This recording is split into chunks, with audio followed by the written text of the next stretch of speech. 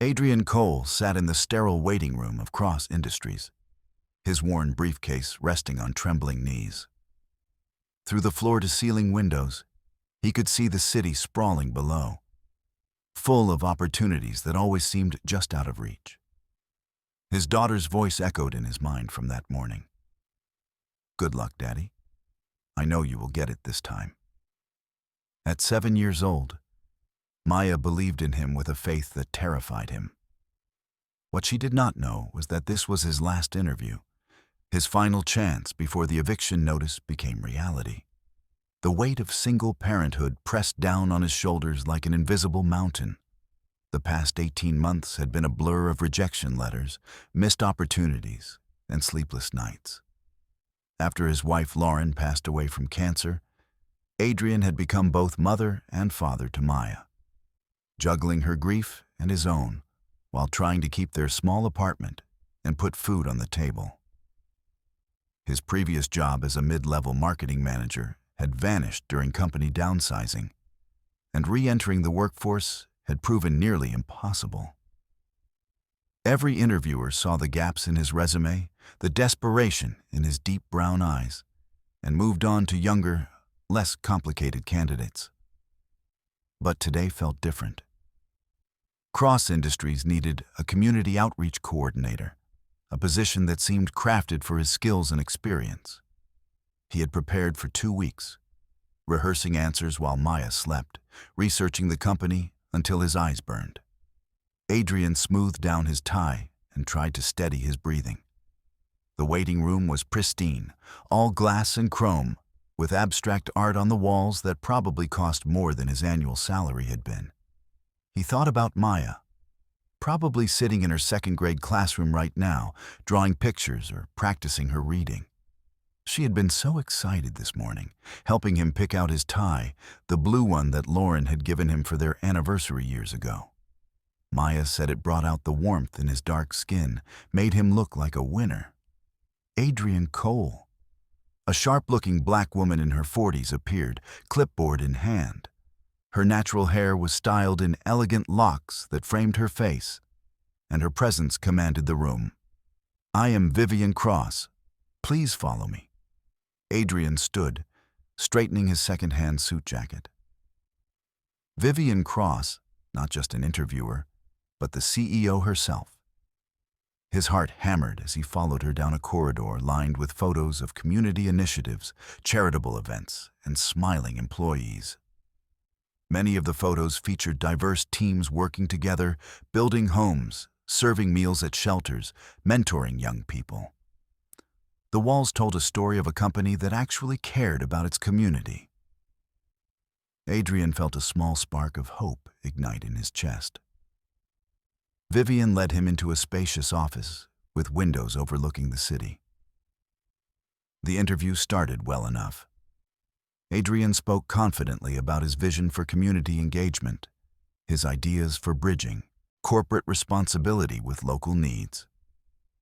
He talked about his experience coordinating volunteer programs, his understanding of how to build genuine relationships with community partners rather than just checking boxes for good publicity. Vivian listened intently, nodding occasionally, her expression unreadable. She asked thoughtful questions about his approach to measuring impact, his strategies for engaging employees in volunteer work. Adrian found himself relaxing slightly, falling into the rhythm of the conversation. This was his element. He genuinely cared about this work, and it showed. Then came the question that always arrived, the one he had learned to dread. "I see a significant gap in your employment history. Can you explain that?" Adrian took a breath, his hands clasped in his lap to keep them from shaking. "My wife passed away from cancer 18 months ago. I am raising our 7-year-old daughter alone, and I took time to ensure she had the stability and support she needed during that transition." He watched Vivian's face carefully, looking for the subtle shift he had seen in so many other interviewers. The moment when they mentally moved his resume to the rejection pile. Vivian's expression softened slightly, but she pressed on. And childcare arrangements? This position requires occasional evening events and weekend commitments. I have a neighbor who helps when needed. Adrian said, which was technically true, though Mrs. Bennett was elderly and could not always be relied upon. I am fully committed to this role.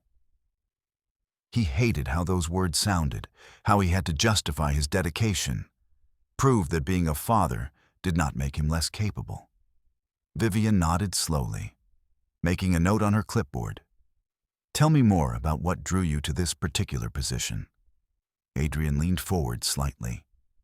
Honestly, I believe that community outreach is not just about corporate image. It is about genuine connection.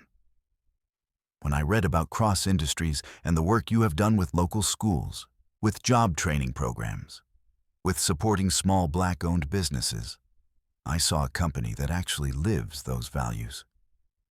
He paused, gathering his thoughts. After my wife passed, our community showed up for us in ways I never expected. Neighbors brought meals. Maya's teachers checked in on her constantly. The church organized a fundraiser to help with medical bills. I saw firsthand how community support can carry people through impossible times. I want to help create more of that. Vivian studied him for a long moment, her dark eyes thoughtful. That is a compelling perspective. Adrian's phone buzzed in his pocket. He ignored it, maintaining eye contact with Vivian. But it buzzed again, and again. I apologize, but I need to check this, he said, pulling out his phone. 7 missed calls. His hands shook as he read the text from Maya's teacher. Maya fell during recess. Possible broken arm. Need parent at ER immediately. The room tilted. Adrian stood, abruptly, chair scraping against polished floor. I am so sorry. My daughter has been taken to the emergency room. I have to go. Vivian stood as well, her professional mask firmly in place. I understand. We will be in touch. But Adrian barely heard her. He was already moving toward the door, his mind racing through logistics he could not afford. The hospital, the medical bills. Missing this interview meant losing this job, which meant losing the apartment, which meant failing Maya completely. But none of that mattered because Maya needed him, and she would always come first. He punched the elevator button repeatedly. Images flashed through his mind. Maya in pain, Maya scared, Maya alone in a cold hospital room, wondering where her daddy was.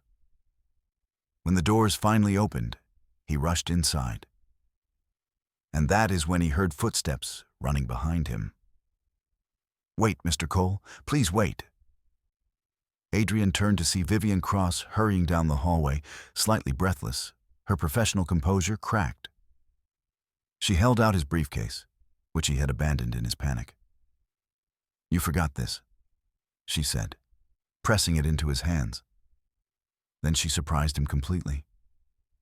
Which hospital? St. Mary's. But I do not. My car is faster than whatever you were planning. Come on. Before Adrian could process what was happening, Vivian was striding toward the executive elevator, gesturing for him to follow. Minutes later, they were in her silver Mercedes, weaving through downtown traffic with surprising urgency. You do not have to do this, Adrian said, gripping the door handle as Vivian expertly changed lanes. I have already blown the interview. You did not blow anything, Vivian replied, her eyes fixed on the road. You showed me exactly who you are. Now tell me about Maya. And somehow, in that car racing toward the hospital, Adrian found himself talking about Lauren's last months, about the way she had fought so hard, staying positive even when the treatment stopped working, about how she had spent her final weeks writing letters for Maya to open at every milestone, graduation, first heartbreak, wedding day.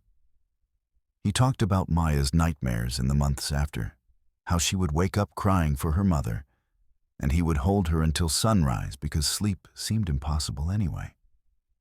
about the guilt that haunted him, wondering if he was enough. Vivian listened without judgment, occasionally nodding, her jaw set with determination. She shared pieces of her own story between gear shifts. A difficult childhood, a single mother who had worked 3 jobs, the weight of breaking cycles and building something new. "How old is Maya?" Vivian asked. 7, Adrian replied. "She is in 2nd grade. Loves reading and drawing. She wants to be a veterinarian because she thinks all animals deserve someone to take care of them." "She sounds remarkable." "She is." Adrian's voice caught. "She is the best thing Lauren and I ever made together." They reached St. Mary's in record time. Vivian pulled up to the emergency entrance. "Go. I will park and find you." Adrian ran into the ER, his heart pounding. At the desk, he gasped out Maya's name, and a nurse directed him to Bay 7. Behind the curtain, he found his daughter sitting on an examination table, her left arm splinted, tear tracks on her brown cheeks. Her natural hair, which he had carefully styled into 2 puffs that morning, was slightly disheveled. The moment she saw him, her brave facade crumbled. "Daddy." He wrapped her in his arms, careful of her injury, breathing in the strawberry scent of her shampoo. "I am here, baby. I am right here. You are so brave." "It hurts, Daddy." Maya whimpered against his chest. "I know, sweetheart. But the doctors are going to fix it, okay?" He held her as she cried, stroking her hair, murmuring reassurances. His own heart was breaking, but he kept his voice steady because that was what she needed. A young black doctor appeared, her warm smile putting them both at ease. "Hi there, Maya. I am Dr. Williams. I hear you had quite an adventure on the playground today." Maya nodded, still clinging to her father. "I was on the monkey bars. I wanted to go all the way across." "That is very brave," Dr. Williams said, gently examining Maya's arm. "We are going to need some x-rays to see exactly what is going on. But from my initial exam, it looks like a fracture. Nothing too serious, but she will need a cast." She smiled at Maya. "And the good news is, you get to pick the color. We have purple, blue, pink, green." "Purple," Maya said immediately. "That is my favorite color." After the doctor left, Adrian sat on the edge of the examination table, holding Maya's good hand. "Daddy, your interview. Did you get the job?" Adrian hesitated. "Let us not think about that right now, okay? All that matters is that you're going to be fine. But I want you to get the job." Maya's lower lip trembled. "I do not want us to move again." The words hit Adrian like a punch to the chest. She knew things were precarious. "Hey, look at me," he said gently, tilting her chin up. "No matter what happens, we are going to be okay. You and me, we are a team, right?" "Team Cole," Maya said, their private rallying cry. "That is right. And Team Cole always figures it out." A commotion at the curtain made them both turn. Vivian Cross appeared in the doorway, slightly out of breath from having parked, and found her way through the hospital maze. Maya's eyes widened. "Is that a princess?" she whispered, staring at Vivian's elegant attire and regal bearing. Vivian smiled, a genuine warmth transforming her face. She approached the bed slowly. "Hi, Maya. I am Vivian, a friend of your dad's. That is quite an adventure you had today."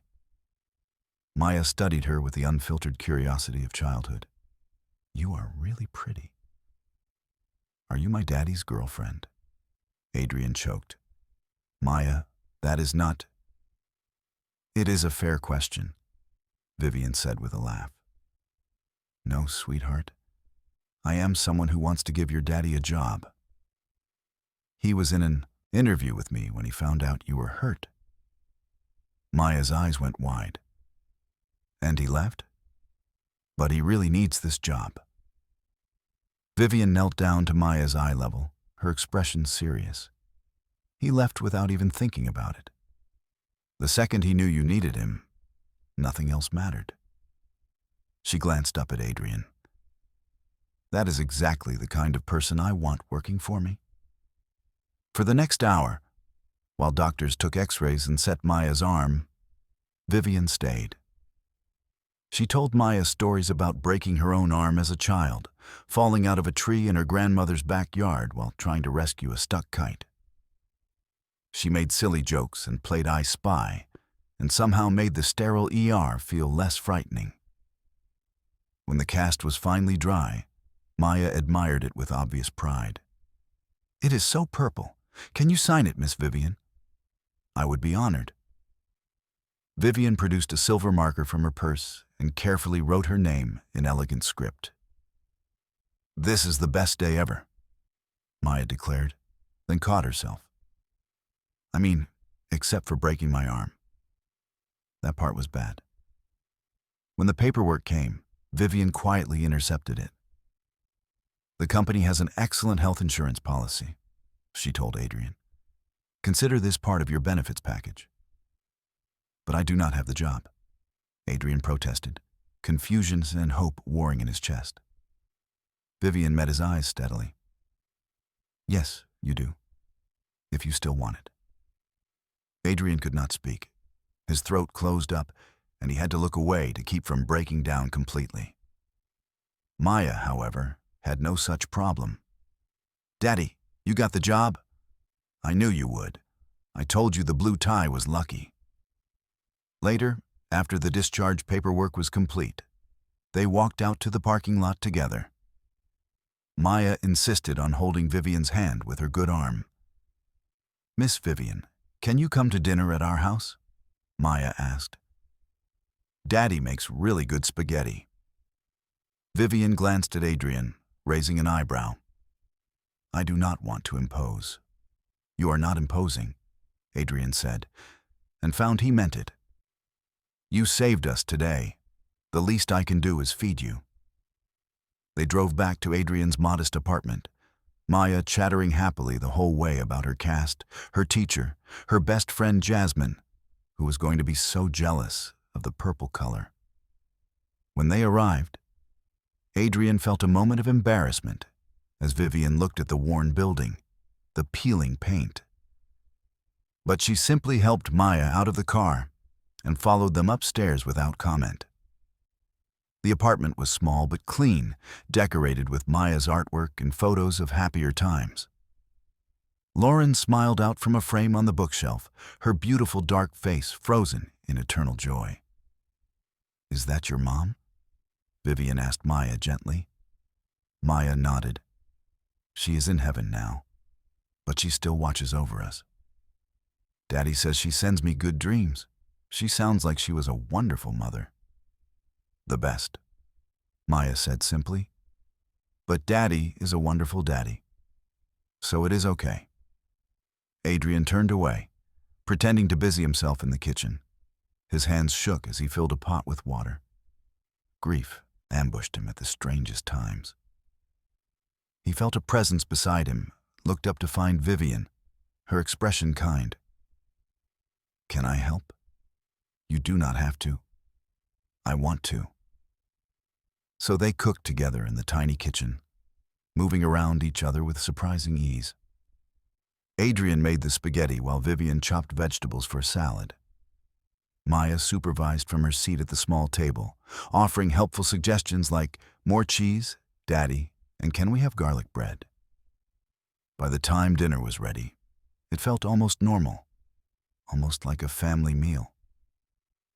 They sat together at the cramped table, Maya regaling Vivian with stories about school and her friends.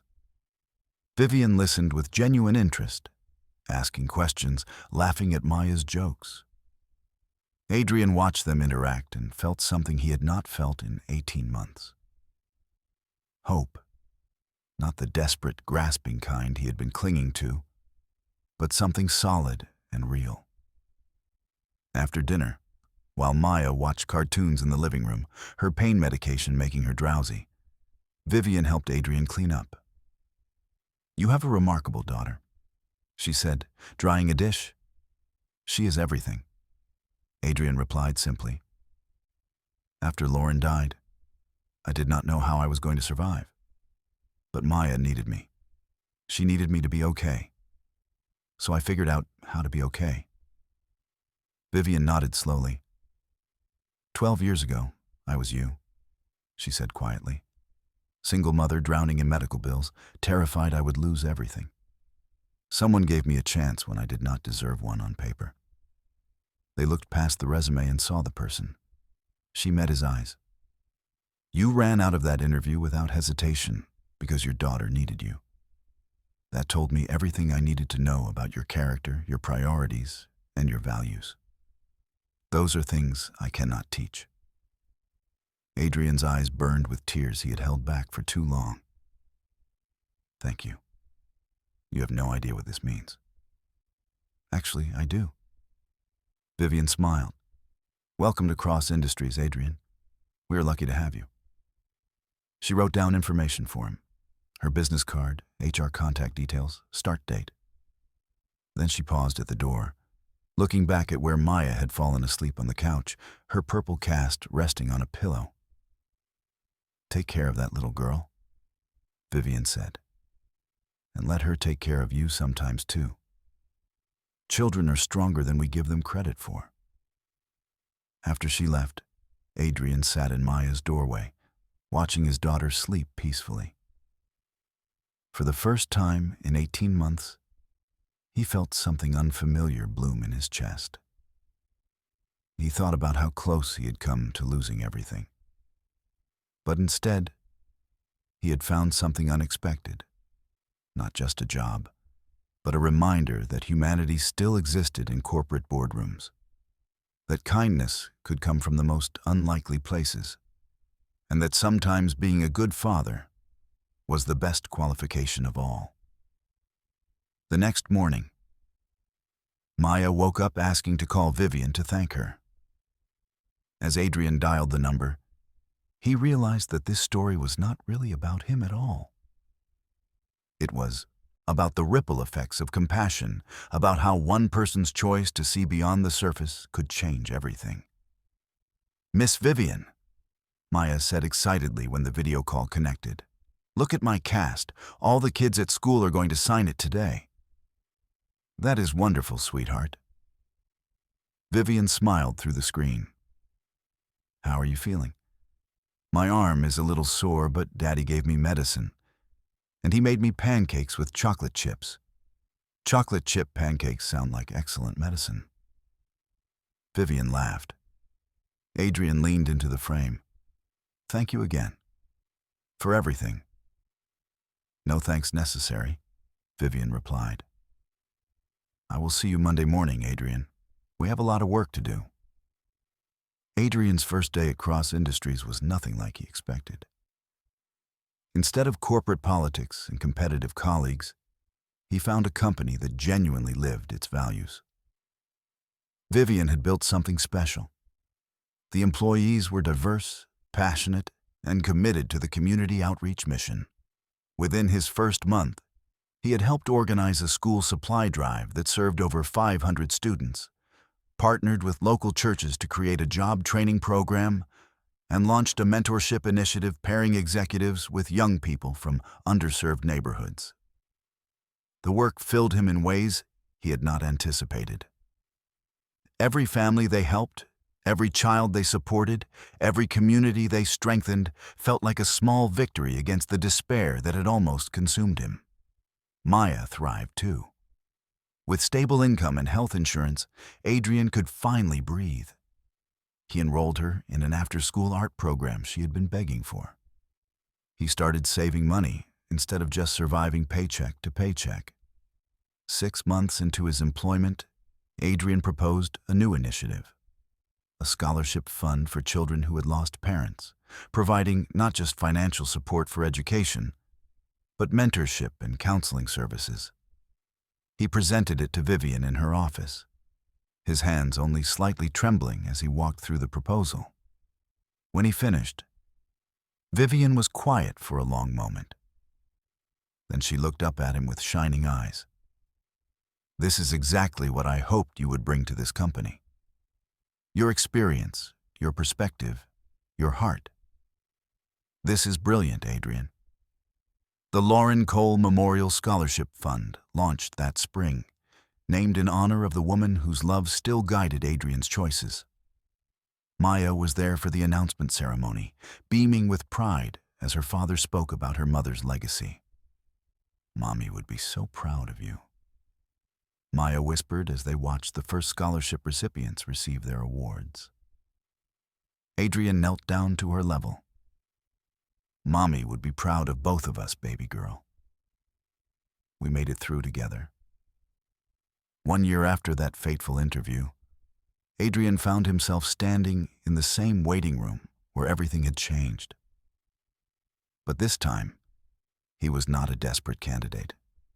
He was a valued employee, invited to help interview the next community outreach coordinator. Vivian met him at the elevator with a smile. "Ready to pay it forward?" "I am looking for the one who runs," he told Vivian. "The one who, if their phone rang with an emergency, would not hesitate." "Then you understand exactly what we are looking for." They interviewed 12 candidates that day. But it was the last one who caught Adrian's attention. A young black woman in her late 20s, resume marred by a 2-year gap. She explained it simply. Her mother had been diagnosed with early-onset dementia, and she had become her primary caregiver until finding proper support systems. Her hands trembled slightly as she spoke, and Adrian recognized the fear in her eyes. The fear of being judged, of being deemed too complicated, of being passed over yet again. He looked at Vivian, and something passed between them. An understanding, a memory, a promise.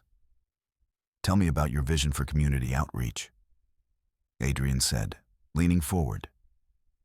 Her eyes lit up, and she began to speak about connecting caregivers with support services, creating networks of mutual aid, building community resilience, one relationship at a time.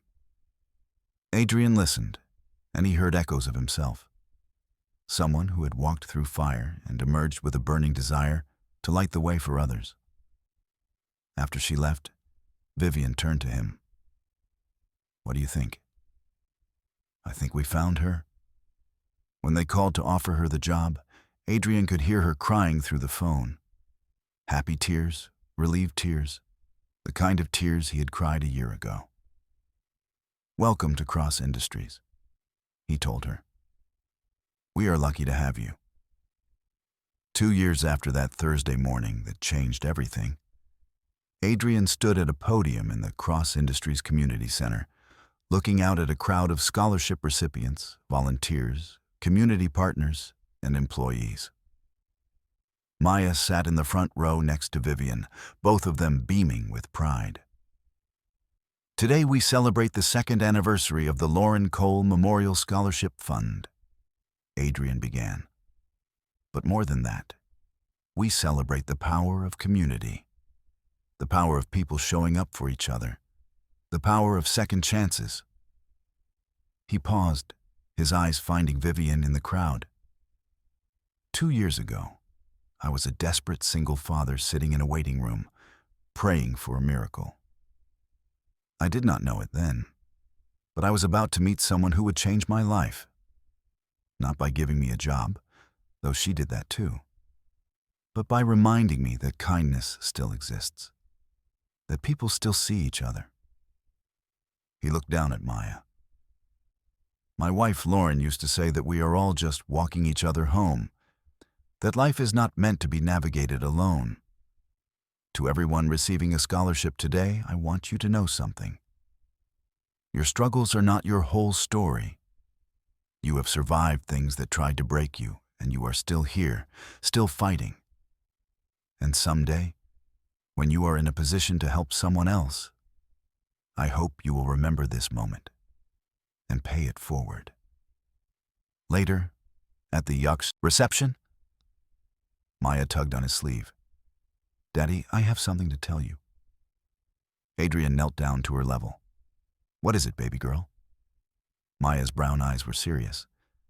I decided I do not want to be a veterinarian anymore. You do not? No.